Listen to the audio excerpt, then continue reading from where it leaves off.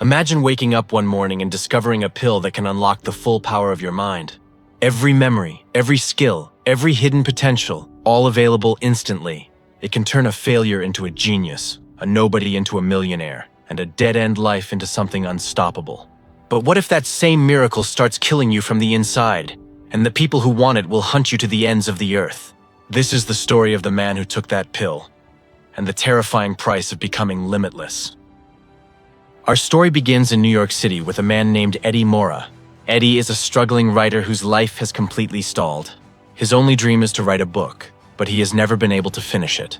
Every day he sits in his messy apartment, types a few lines, and then deletes them in frustration. He has wasted years this way.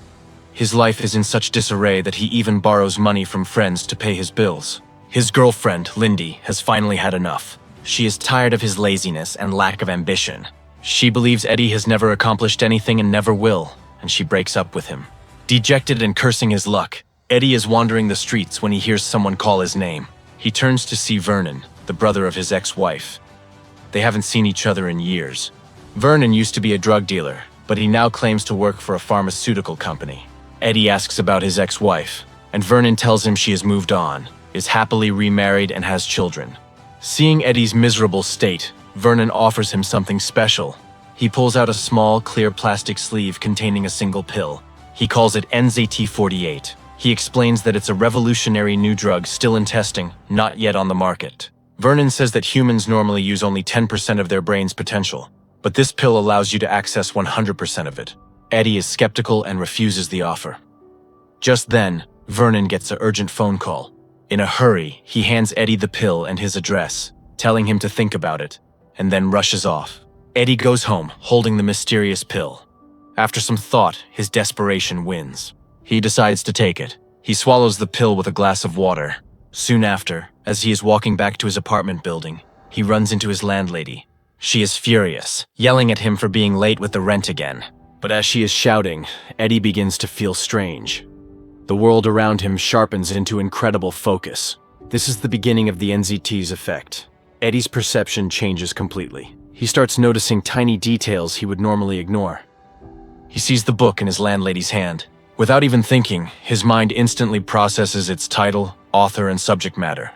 It's a complex book on molecular biology. He realizes that every book he has ever read, every piece of information he has ever absorbed, is now perfectly accessible in his memory. He makes an insightful comment about the book that stuns his landlady into silence. Impressed, she lets him go without another word about the rent. Back in his apartment, Eddie's mind is buzzing with energy and ideas for the book he could never write. He also sees his home with new eyes. It is disgustingly dirty. Fueled by this new hyper-focused drive, he cleans his entire apartment with ruthless efficiency, organizing everything perfectly. Then he sits down at his laptop. The words flow out of him like a torrent. His mind connects memories, emotions, and knowledge from his entire life into a coherent, brilliant narrative. He writes non-stop through the night. By morning, he has completed 90 perfect pages of his novel, a feat that would have taken him months or years before. All of this happens because of that single small pill. The next day, he takes his manuscript to his publisher's office. He leaves it there and goes home. Later that day, he gets a call from his publisher's assistant. She is not just impressed, she is amazed. She tells him the writing is absolutely brilliant, unlike anything he has ever done before. For the first time in a long time, Eddie Morra has done something right.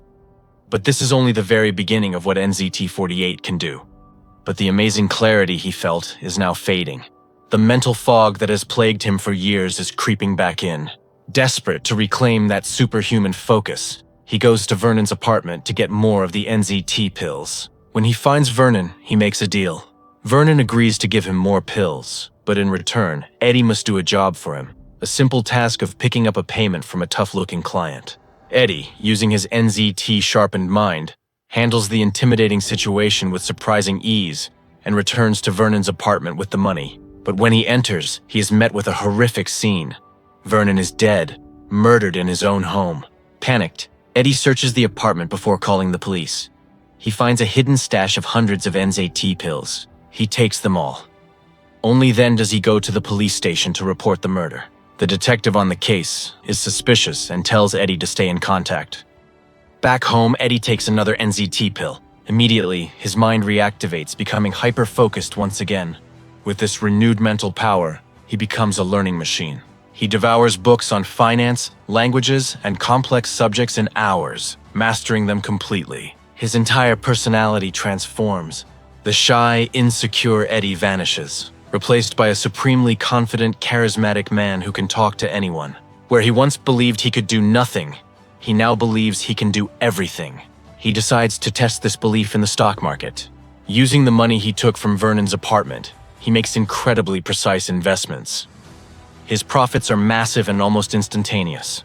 Hungry for more, he borrows a large sum from a ruthless loan shark and invests that too, doubling his money again in a single day. Flush with success and wealth, he reunites with his ex-girlfriend, Lindy. She is amazed by his dramatic transformation into the successful, driven man she always wanted him to be. She wants to be part of his new life again, and Eddie is overjoyed to have her back.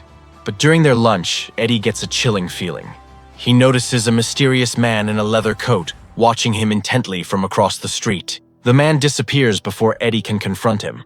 The next day, Eddie has a crucial meeting with a powerful business tycoon named 𝗟𝗶𝗲𝗀𝗀.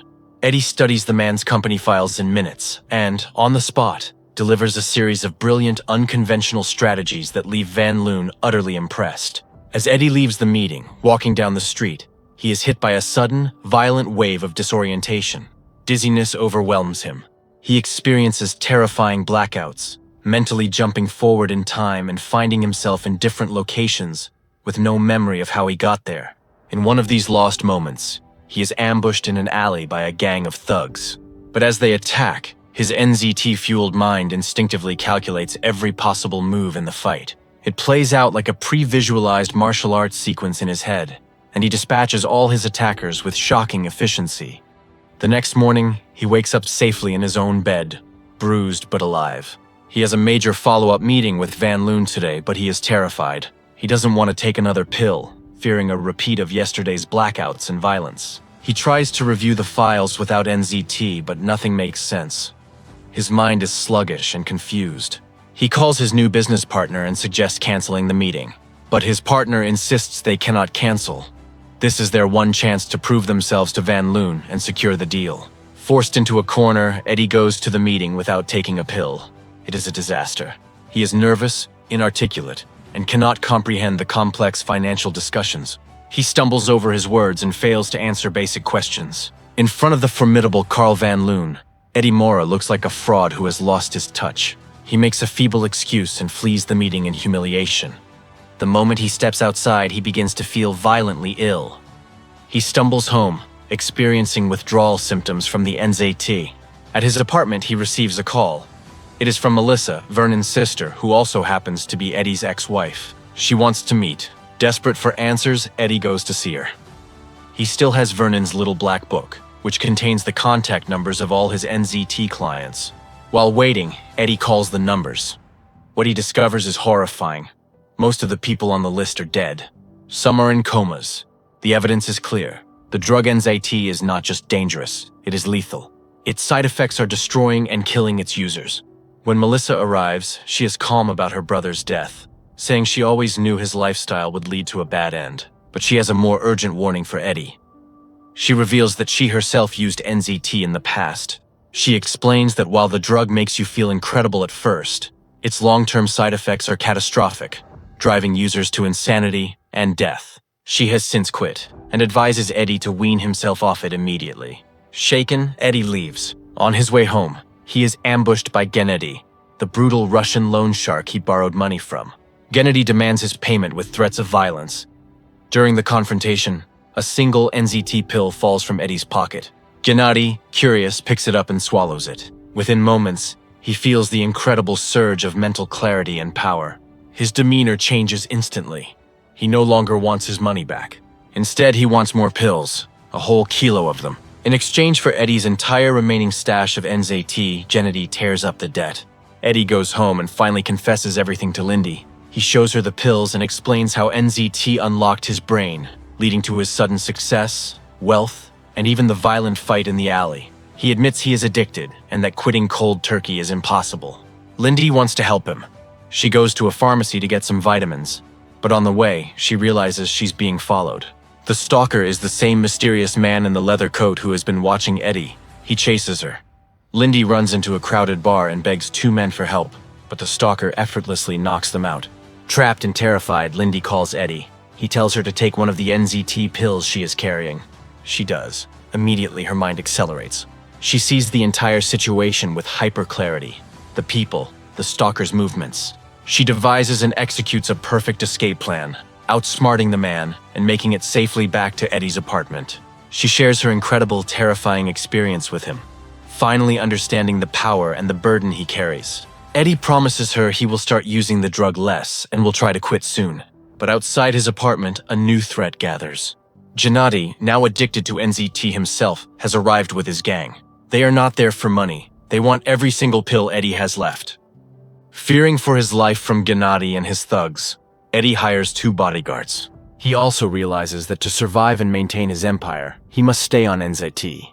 He perfects his routine, learning that if he takes the pill, gets proper sleep, drinks lots of water, and avoids alcohol, he can mitigate the worst crashes and side effects. With his system in place, he takes another pill and successfully reschedules the meeting with the business magnate, 𝗟𝗶𝗲𝗀𝗀. He apologizes for his previous performance, blaming a temporary illness, and delivers another stunning display of financial genius, securing 𝗟𝗏𝗀𝗀's partnership. His success skyrockets. 𝗟𝗏𝗀𝗀 introduces him to an elite circle of billionaire investors. At a major meeting with them, Eddie's insights are so profound that they immediately offer him a key position in a monumental, world-changing merger. He is on the verge of becoming one of the most powerful financial players on the planet. But when he returns home that night, he finds his apartment has been ransacked. Someone has torn the place apart, searching for something. Terrified, Eddie immediately moves to a new, ultra-secure penthouse with state-of-the-art security systems. Meanwhile, the police investigation into Vernon's murder is heating up. The same detective who was suspicious of Eddie before arrives with a warrant. She is now convinced he is involved. To defend himself, Eddie hires the most powerful and expensive lawyer in the city. The lawyer masterfully dismantles the case, and all charges against Eddie are dropped. He is free and clear. Now, he attends the final, decisive meeting to close the billion-dollar merger with 𝗟𝗏𝗀𝗀 and the other tycoons. But the most senior partner, a man named Hank Atwood, is absent. His wife attends in his place. She announces that her husband is unwell and that the deal cannot be finalized until he recovers. The group soon learns the shocking truth. Hank Atwood has fallen into a mysterious coma. As Eddie leaves the meeting and gets into his chauffeured car, he makes a chilling discovery. The driver is the same mysterious man in the leather coat who has been stalking him and Lindy this whole time. Eddie is stunned. The man is not just a random thug. He is on the payroll of one of the most powerful men in finance. Eddie's mind races. He needs to think, so he goes to the bathroom, intending to take an NZT pill to figure out this conspiracy. But when he checks his pockets, they are empty. All his pills are gone, stolen. Then, he receives a package. When he opens it, he is shocked to find the severed hands of his bodyguards. 𝗟𝗏𝗀𝗀𝗀 has killed them both. Eddie returns to his new penthouse, feeling vulnerable and exposed. Watching the news, he sees a report confirming Hank Atwood's coma. He realizes the thief is none other than the lawyer he just hired. The same one who got him off the murder charge. The lawyer had played the long game, waiting for the perfect moment to rob him. Then his worst fear materializes. 𝗟𝗏𝗀𝗀𝗀, the Russian loan shark now hopelessly addicted to NZT, is trying to break into his secure apartment with his gang. Trapped and defenseless, Eddie is gripped by a moment of sheer desperation, even considering suicide by jumping from his balcony. Then he remembers one last hope. Months ago, paranoid and forward-thinking, he hid a single NZT pill inside a box in his old apartment for an emergency like this. He makes a desperate rush to retrieve it, but by the time he gets the pill, 𝗟𝗏𝗀𝗀𝗀 has broken in. In the frantic struggle that follows, the precious pill is knocked from his hand and tumbles to the floor. As Eddie scrambles for it, 𝗟𝗏𝗀𝗀𝗀𝗀 snatches it away. The Russian reveals a horrifying piece of knowledge he has discovered. Injecting the powdered drug directly into the bloodstream makes it even more potent and eliminates the side effects. He prepares a syringe, crushes the pill, and injects the solution into his own hand. Empowered and enraged, he prepares to torture and kill Eddie. But in a split second of opportunity, Eddie seizes a knife and kills 𝗟𝗏𝗀𝗀𝗀𝗀. The Russian's men immediately swarm him, beating him savagely. In the brutal, bloody struggle, Eddie is forced to the ground, His mouth fills with 𝗟𝗍𝗲𝗲's blood. The NZT enters his system. His mind reactivates with explosive force. With hyper-clarity and enhanced physical abilities, he fights with lethal precision, killing 𝗟𝗍𝗲's remaining men and escaping his penthouse. Now, with his mind razor-sharp, he goes directly to the driver who has been stalking him. He confronts the man in the leather coat. The driver reveals the truth. He worked for Hank Atwood, the billionaire who fell into a coma. Atwood was also an NZT user, but his supply ran out. When he couldn't get more pills, he crashed and fell into the vegetative state that Eddie saw on the news. The driver then makes a shocking accusation. He says that Eddie's own lawyer, the one who defended him and then stole his pills, betrayed his boss. The lawyer kept the stolen NZT for himself instead of giving it to Atwood, effectively condemning the billionaire to his fate. Realizing they have a common enemy, Eddie and the driver join forces. They track down the corrupt lawyer at his home. The driver subdues him while Eddie searches the place. He finds and retrieves his entire stolen stash of NZT pills, hundreds of them. He is back in control. The story then jumps forward 1 year. Eddie Morra's life has transformed completely. His book, written during his first NZT experience, is published and becomes a massive bestseller. His financial success has propelled him into politics, and he is now running for a Senate seat, with a clear path toward even higher office. During his campaign, he is informed that the CEO of a major pharmaceutical company wants a private meeting. When Eddie arrives, he is stunned to see that the CEO is none other than 𝗟𝗶𝗲𝗀, the financial titan he once worked for. 𝗟𝗶𝗀𝗀 reveals that he has left high finance. He bought the entire pharmaceutical company that originally developed NZT48 and shut down its production. He knows everything about the drug and Eddie's use of it. 𝗟𝗀𝗀 makes Eddie a sinister offer. He says that since he now controls the only supply of NZT, Eddie will never get more pills unless he agrees to a deal. 𝗟𝗀𝗀 wants Eddie to become President of the United States, and once in the highest office, use his power to advance 𝗟𝗀𝗀's own corrupt global business interests. Eddie, however, has evolved. He refuses outright. He wants to use his abilities for good, not to become a puppet for a corporate manipulator. A smug 𝗟𝗀𝗀 thinks he has Eddie trapped, believing Eddie is still dependent on the pills. But Eddie reveals his ultimate secret. He tells 𝗟𝗀𝗀 that he stopped taking the original NZT a long time ago. Using his enhanced intellect, he reverse-engineered and improved the drug. He created an advanced, perfected version without any side effects. He took it just once, and its effects are now permanent. His brain has been permanently upgraded. He no longer needs any pills at all. To prove his superiority, Eddie calmly predicts a car accident about to happen on the street behind them. Seconds later, exactly as he foretold, 2 cars collide. He then places a hand on the man's chest and correctly diagnoses a serious heart condition that the man didn't even know he had. The man is terrified, realizing Eddie can see the future and perceive things far beyond normal human capability. He flees, knowing he can never compete with or threaten Eddie Morra.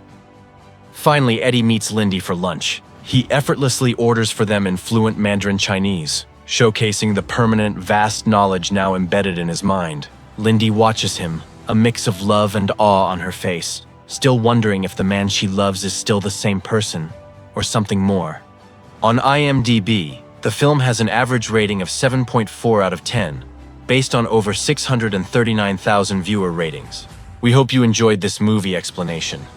If you did, please share it with your friends and subscribe to our channel for more content like this. Thank you for watching.